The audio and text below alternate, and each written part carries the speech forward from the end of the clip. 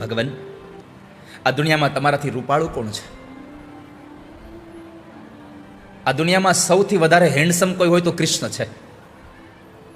દેખાવડા કોઈ હોય તો કૃષ્ણ છે. સૌથી વધારે કોઈ સંસારમાં ફેશનેબલ હોય તો કૃષ્ણ છે. પૈસાવાળાની દ્રષ્ટિ જોતા હોય તો કૃષ્ણ પૈસાવાળા છે. અભ્યાસની દ્રષ્ટિમાં જોતા હોય તો કૃષ્ણ સૌથી મોટા ભણેછુ છે, કારણ કે એની પાસે 64 દિવસમાં 64 વિદ્યા એણે પ્રાપ્ત કરી હતી. મકાન જોઈને દીકરી દેવી હોય તો કનૈયાના મકાન જેવું કોઈનું મકાન નથી આ સંસારમાં. કુટુંબ જોઈને દીકરી દેતા હોય તો કૃષ્ણના કુટુંબ જેવું કોઈનું કુટુંબ નથી. ત્રિભુવન કમનમ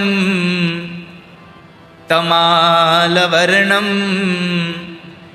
રવિકર ગૌરવરાંબરમ દધાને